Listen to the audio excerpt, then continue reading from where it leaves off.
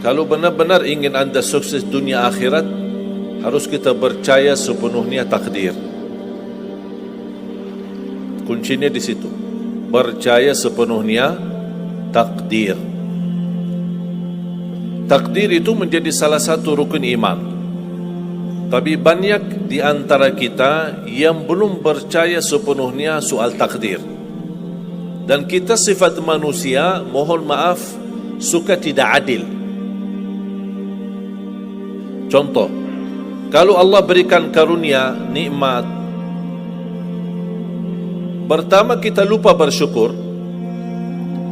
Yang kedua, kita tidak pernah berkata sama Allah, ya Allah, kenapa aku dapat nikmat ini? Tapi sebaliknya, kalau kita diuji oleh Allah, kita kurang sabar, dan kita bertanya sama Allah, ya Allah, kenapa saya diuji? Faham tak? Kalau kita dapat nikmat, ada enggak orang-orang yang lulus misal ujian, dia berkata, ya Allah, kenapa saya lulus ujian? Tak pernah. Tapi kalau dia tidak lulus, dia bilang apa? Ya Allah, kenapa saya tidak lulus? Ketika ditimpa musibah, dia selalu merasa nyesal atau merasa sakit hati, tersinggung. Berkata sama Allah, kenapa saya diuji? Padahal saya orang baik. Saya jaga salat, saya berusaha mendekat sama Allah. Tapi saya merasa bertambah berat ujiannya. Tapi sebaliknya, ketika diberikan nikmat, dia tidak pernah menyebutkan, ya Allah, kenapa saya mendapatkan nikmat ini? Kayaknya si fulan lebih fantas mendapatkan nikmat. Itu tanda manusia tidak adil, tidak bersikap adil.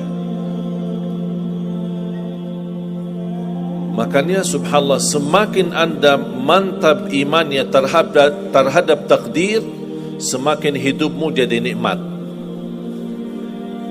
Saya kasih contoh. Tidak ada persoalan masalah takdir baik. Itu bukan masalah bagi kita. Justru kita bertambah senang kalau kita mendapatkan takdir yang baik. Tapi yang menjadi persoalan bermasalah bagi kita adalah takdir buruk. Ketika ditimpa musibah, ketika ada ujian, ada sakit, kesulitan, penghasilan yang tidak mencukupi, dan banyak masalah keluarga, masalah rezeki, masalah sama majikan, masalah di kerjaan, itu yang membuat banyak beban fikiran. Tapi kita harus tahu, sebenarnya walaupun takdir itu ada baik, ada buruk, kenyataannya buruk, nampaknya buruk, tapi hakikatnya baik. Hakikatnya baik. Tapi kapan kita bisa tahu takdir yang buruk ini bisa menjadi baik bagi kita? Belum tentu sesaat terjadi ujian itu. Bisa jadi belakangan, bahkan bisa menjadi sekian lama baru kita tahu dan sadar ternyata takdir itu baik bagi kita.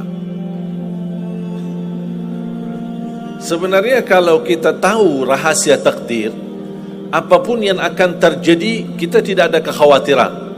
Karena kita tahu sesudah ujian ini pasti ada sesuatu kebaikan. Dan yakini Bapak Ibu, Allah subhanahu wa ta'ala maha baik. Allah tidak senang menyusahkan hambanya. Tapi kadang-kadang proses untuk menuju kebaikan ada kesulitan dan tantangan. Berarti intinya apa? Apa yang saya ingin sampaikan, jangan ada yang merasa sakit hati atau merasa tersinggung ketika menghadapi ujian, merasa belum terkabul keinginannya. Allah sudah kabulkan. InsyaAllah tidak ada di antara kita yang ditolak doanya.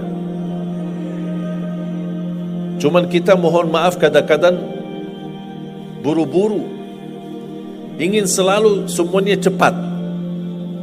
Kadang-kadang kalau terlalu cepat apa yang kita inginkan kita dapat, itu bahaya juga.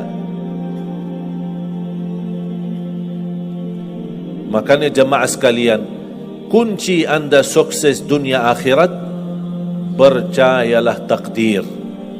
Dan semua takdir itu baik, tapi kita belum tahu rahasianya.